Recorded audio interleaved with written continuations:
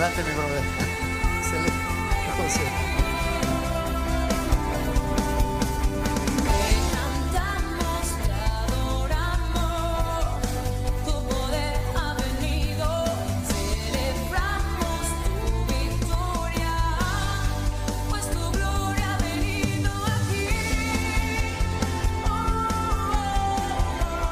Bienvenido a Comunidad Cristiana de México.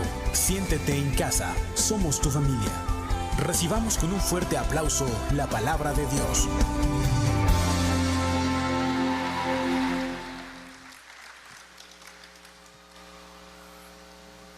Gracias a Dios. Familia, Dios les bendiga.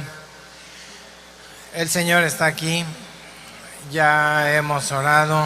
El Señor dice: ya vosotros estáis limpios por la palabra que os he hablado. De modo que vamos a entrar directamente a la palabra que hemos estado escuchando cada vez que ha tenido la participación de las personas que pasaron aquí al frente. Se ha repetido constantemente el hablar de la confianza en Dios. Y si bien que es necesario renovar nuestra confianza en Dios con todo lo que estamos viendo, que estamos viviendo alrededor. Esto no es una decisión de un momento donde diga yo ya renové mi confianza en Dios, como ya me vacuné. Esto es algo constante en que yo sí es como estar alimentando, estar renovando mi confianza en los planes de Dios. Perdón la interrupción. Gracias. No se le vuelen las hojitas. Una ayuda para contener aquí el viento. Que no hay tanto, realmente. Entonces, hay que buscar de corazón que nosotros vayamos siendo renovados en nuestra confianza. Es hablar de confiar en Dios, es hablar de fe. Pero esta fe tiene que llevarme a la manera de vivir la fe. Y la manera de vivir la fe es confiar, es arriesgar. Yo digo, bueno, yo le voy a la selección mexicana, si es el campeonato mundial de fútbol. Si yo me gustaría que ganara porque es la selección de mi país. Le tengo fe. Bueno, pues si va a jugar contra Brasil y dijeran, bueno, le vamos a apostar unos 100 pesitos, pues a lo mejor ya no me siento tan confiado. Para confiar, este ejemplo es para entender que confiar tiene que ver con arriesgar, con exponer, que aparentemente, según lo que estamos viendo, no parecería lógico que yo caminara con confianza en medio de un tiempo difícil. Pero dijo hace ratito Omar, dio la palabra el profeta y dijo no va a llover, y aquí estamos. El año pasado, precisamente por este mes de junio, hace un año, mi esposa le dio COVID. Y yo, para mí, pues cuando descubrimos que tenía COVID, pues yo ya me empecé a apartar, nos aislamos, pero yo dije, pues que ya llevamos varios días conviviendo y esto hasta que aparecen los síntomas, de todos modos el contagio ya debe haber estado desde antes. Y el profeta Pastor Benjamín dijo, en el nombre de Jesús la enfermedad pasa de largo. Y a mí no me dio. Yo recibí la palabra, la tomé y confié en ella y dije, enfermedad pasa de largo. Mi esposa tuvo molestias, estuvo bastante molesta, pero se atendió en casa, pues no fue grave. Y de esa manera también entiendo yo que la enfermedad pasó de largo.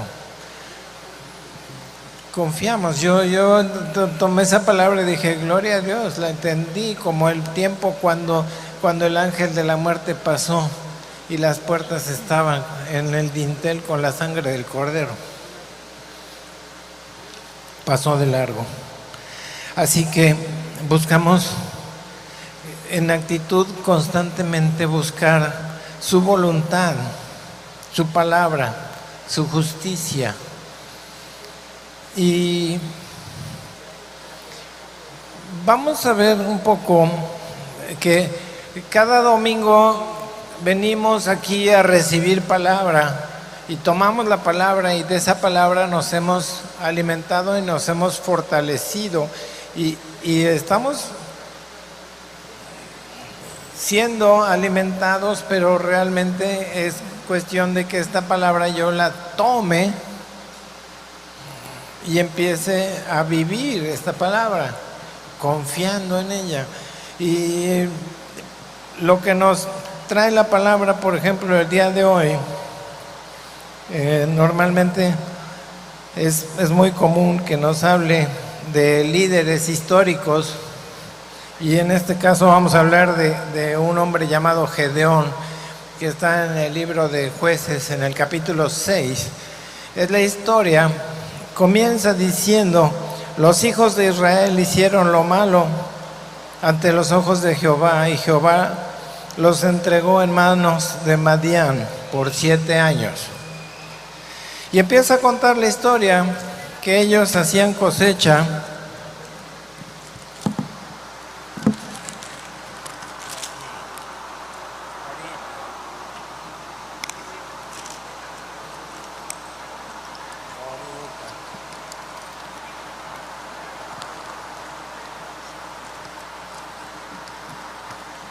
Perdón, ya está controlado. Entonces,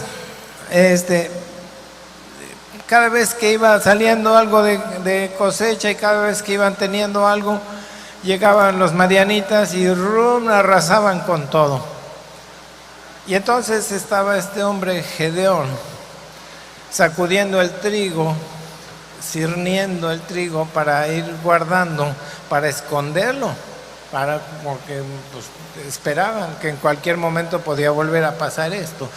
Y mientras eso pasaba, dice aquí que vino el ángel de Jehová y se sentó debajo de la encina que está en Orfa,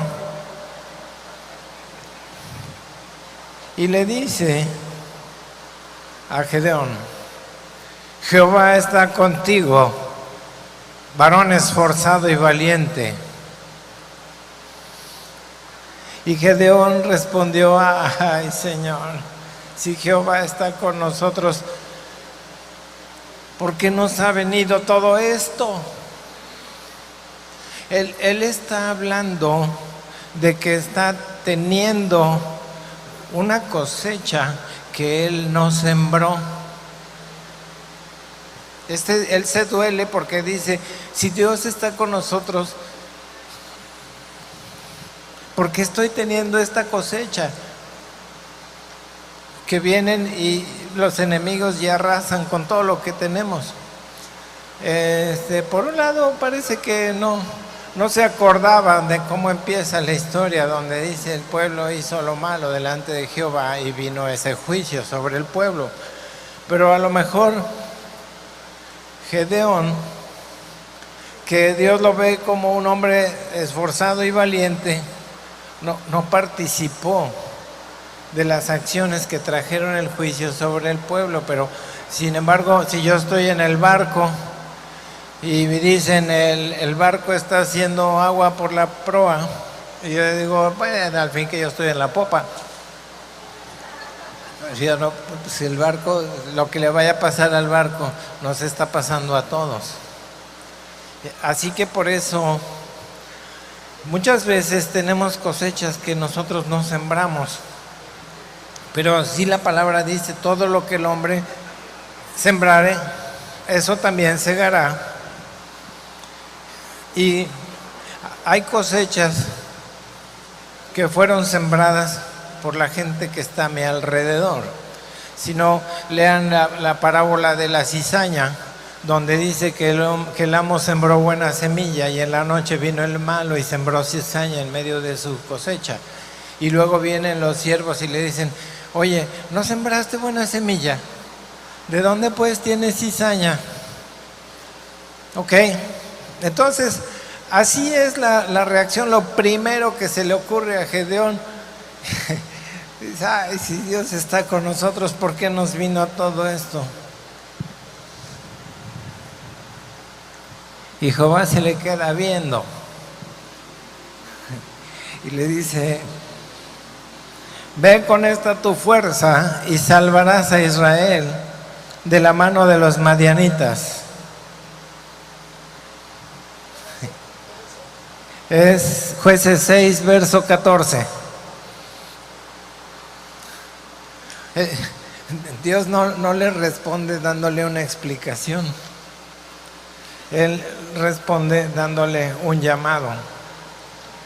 Y dice, si te estoy diciendo que yo estoy contigo, no te mando yo, ve, just do it.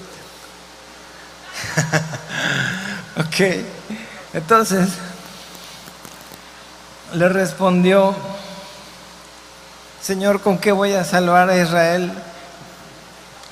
Ya se empieza otra vez a minimizar. Si mi familia es pobre, yo soy el menor de mis hermanos, yo soy poca cosa. Pero el Señor le está diciendo, yo estoy contigo. Y le pide una señal y dice, voy y traigo una ofrenda, y pone ahí la ofrenda y entonces dice, ahora sí, y ¡vum!, se consume la ofrenda. Y entonces lo primero que dice el Señor, ve y derriba el altar de Baal y corta la imagen de acera que está a su lado. Deshazte de los ídolos a los que habían traído al pueblo y que los habían ido aceptando poco a poco. Él dice, primero que nada, deshazte de toda la inmundicia.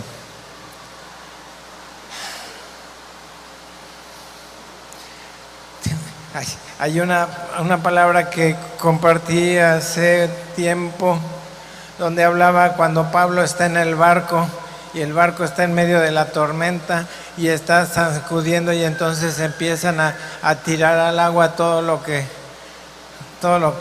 lastraba el barco para evitar que se hundiera. Es un poco así.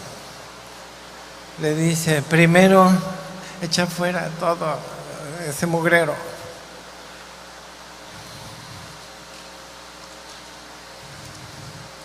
Y luego, pues sí, él obedece de que está confiando. Primero pidió prueba, hizo la ofrenda se consumió, ya está agarrando confianza. De eso es lo que estamos hablando. Y viene la confianza. De una vez sin tapa, por favor. Sin tapa. ¿Una sin tapa? Ya, sin tapa. Gracias. Gracias. Ya está agarrando confianza y entonces sí va, derriba el altar y corta la imagen de acera. Con la madera de la imagen hace holocausto con el toro bravo. El pueblo se enoja y como no es lo relevante, nada más les digo que al final dijeron, bueno, si ofendió a Baal que se defienda, no tenemos por qué defenderlo. Y le cambian el nombre y se llama ahora, en vez de Gedeón, Jerobaal, que quiere decir contienda Baal contra él. Y entonces ya se preparan las cosas, van avanzando las cosas. Y dice Gedeón en el versículo 36, si has de salvar a Israel por mi mano como has dicho, he aquí que yo voy a poner un vellón de lana en la era. Y si el rocío estuviera en el vellón solamente, quedando seca toda la otra tierra, entenderé que salvarás a Israel por mi mano, como lo has dicho. Y así pasó. Y luego Gedeón en el 39 le vuelve a decir, no te vayas a enojar, pero solamente voy a otra pruebita. Y dice, ahora que el villón esté seco y el rocío moja todo alrededor.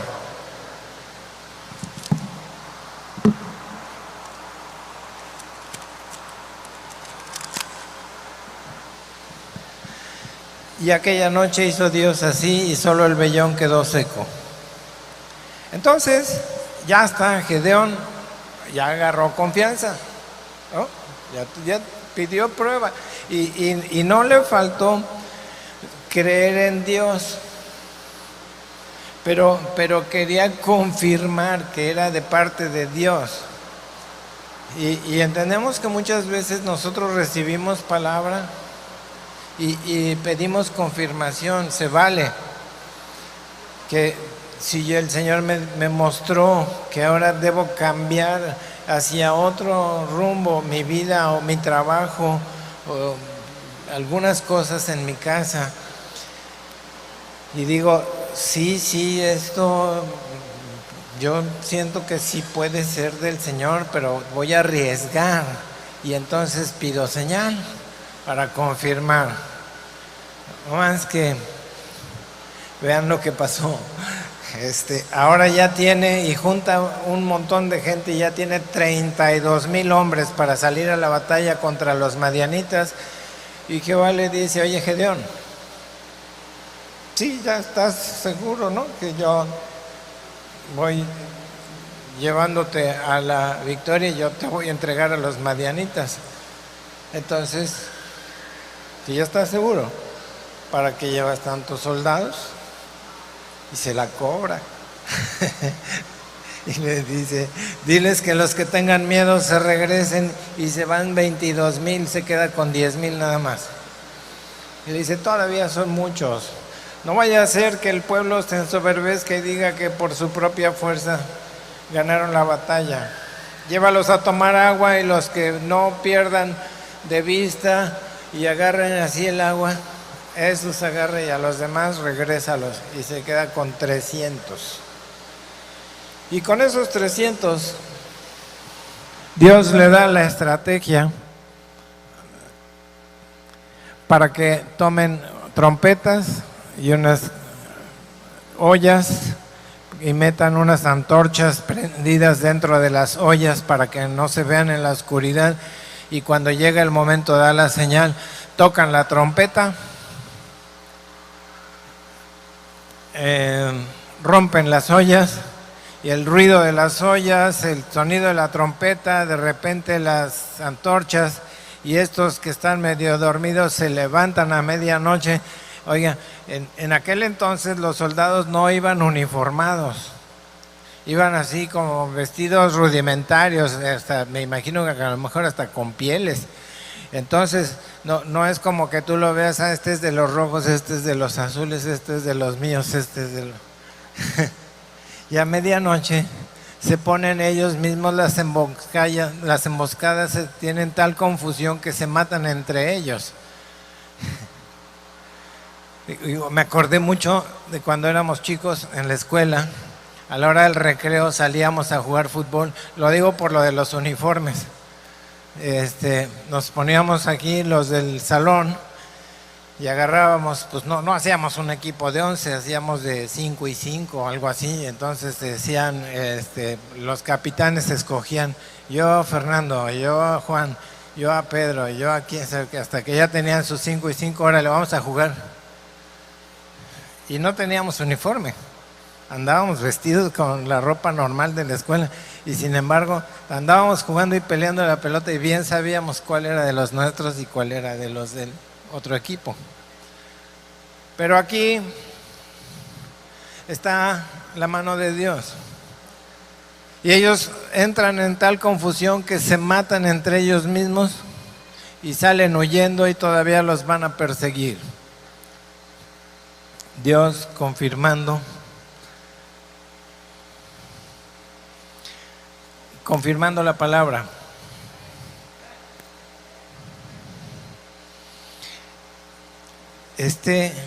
Gedeón recibe instrucciones del cielo, directamente de Dios. Y lo primero que se le ocurre es decir, ay, pero ¿por qué? ¿Por qué estamos tan amolados? ¿Por qué está pasando todo esto? ¿Por qué estamos viviendo violencia? ¿Por qué estamos pandemia? ¿Verdad que usted no sembró ningún virus? ¿Verdad que usted no fundó ninguna banda de crimen organizado? Pues no. Pero estamos en el barco donde todos los que tienen libre albedrío estamos interactuando y estamos siendo afectados por el libre albedrío que ha hecho mal uso la gente que está alrededor. Y ahorita, entonces, ¿qué dice el Señor? Ponte las pilas. Se me pasó aquí en la lectura, en el capítulo 6,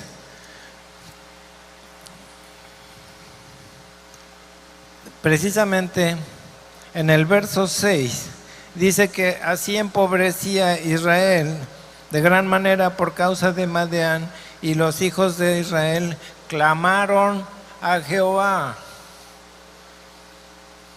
Entonces, nosotros hemos visto que hay convocatoria para hacer oración, veladas de oración.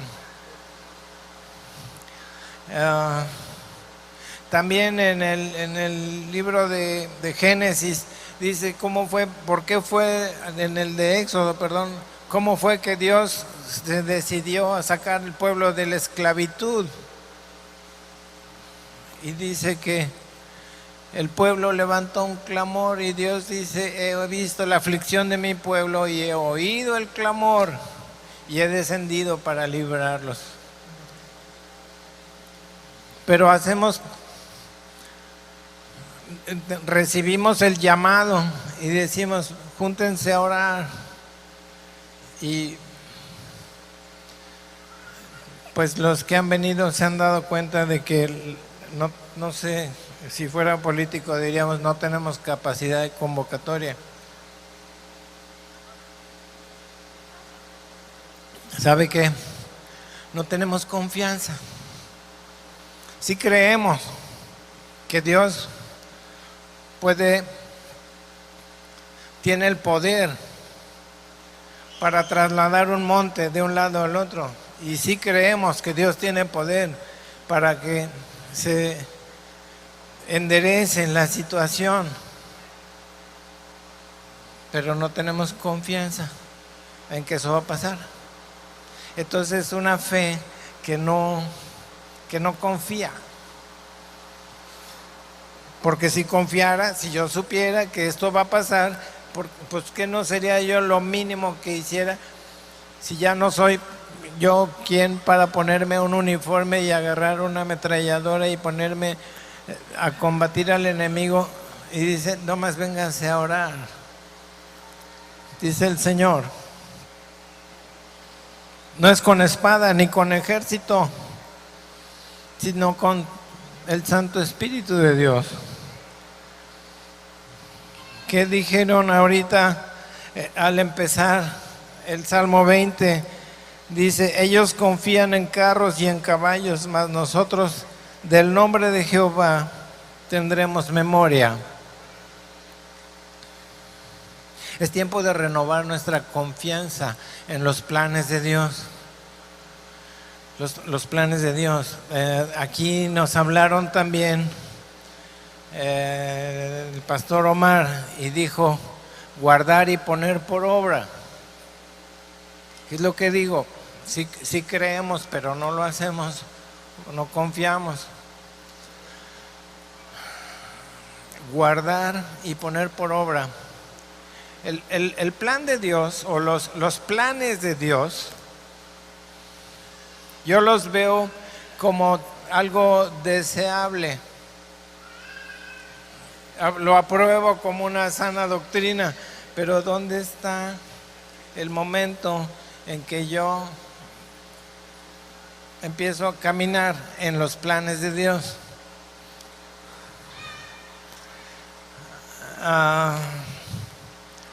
guardar y poner por obra. Imagínense que vamos pasando donde se está construyendo una casa y decimos ahí hay una obra, ¿no? Así es como se usa el término, que no, ahí hay una obra. Y para que ahí haya una obra, hubo primero unos planos. Los planos en tinta azul, en papel ese de encerado. Ahora ya no se usa, ya la computadora ya los imprime como maravilloso. Yo veo el plano y digo, wow, sí, vamos a hacerlo. Y entonces se empieza a hacer la obra. Es lo mismo, guardar y poner por obra. Yo veo el plan de Dios y digo, sí, está padre, sí, hay que hacerlo, vamos a hacerlo. Tenemos en proceso otro proyecto que es el de la iniciativa Timoteo, es decir, que hay que salir a evangelizar. Encontramos que tenemos una visión para comunidad cristiana que consiste en llevarnos en un crecimiento desde el encuentro con Jesús y la escuela de ministerio y el lanzamiento. Y ya pasé del lanzamiento y luego es como alguien que tiene el título de médico pero anda manejando un taxi. Título de contador, pero está vendiendo tamales. Sí, ya salimos del lanzamiento, pero encontramos que posiblemente nos estaba haciendo falta, es decir, ya estás maduro para salir a evangelizar. Entonces le dijimos qué, pero no le dijimos cómo. Y entramos en este nuevo proyecto de Timoteo, que próximamente va a haber otra vez convocatoria y que lo tomemos en serio porque se trata de salir a hacer discípulos, la gran comisión, para que no sea la gran omisión. Ir por todo el mundo y hacer discípulos. Cuéntale tu historia, dale tu testimonio y luego cuéntale la historia de Dios y luego tráetelo. Porque nosotros estamos aquí, todos somos salvos y muy, muy a gusto, pero todo está pasando aquí hacia el interior. ¿Y por qué nos ha pasado todo esto? Porque en el exterior todavía hay mucha gente que alcanzar y todo lo que está pasando allá en el exterior nos está afectando. Y tenemos que salir al exterior, pero tenemos que confiar que Dios es el que va con nosotros a hacer la obra.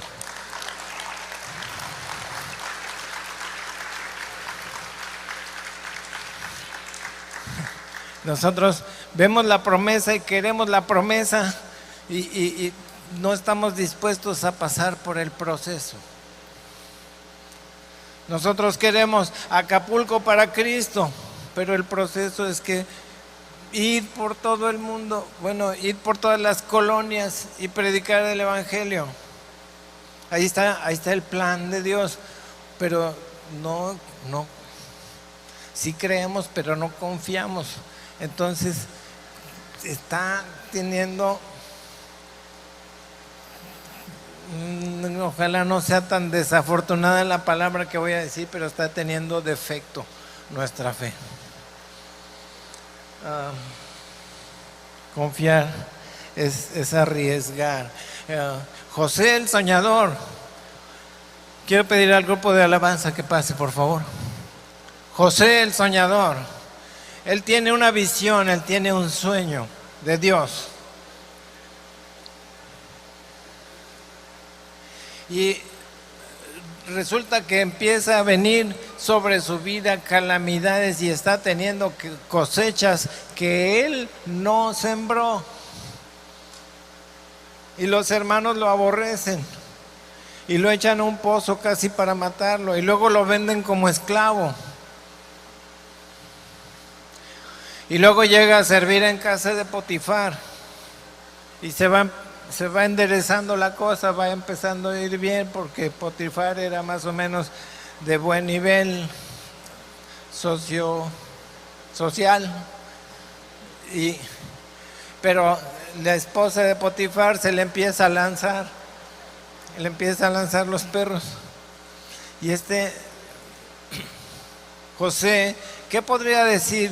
Mira, aquí estoy ya viviendo en una buena casa, tengo buen nivel, y aquí pues la señora no se ve tan mal, porque me puedo acomodar. Pero él tiene una promesa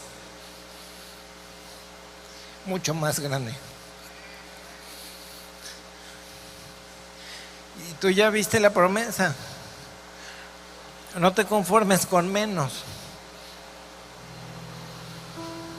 No te conformes con esto. Esto es una gran bendición, pero si no salimos por lo demás, ¿por qué nos va a pasar todo esto? Pues porque necesitamos ir por donde el Señor nos ha enviado. Dice la palabra: la mies es mucha y los obreros son pocos. Rogad al Señor de la mies que envíe obreros a su mies. Y yo ruego al Señor, manda obreros, mándalos, que vayan. No, héame aquí, envíame a mí, Señor, que yo también sea enviado a trabajar en la mies.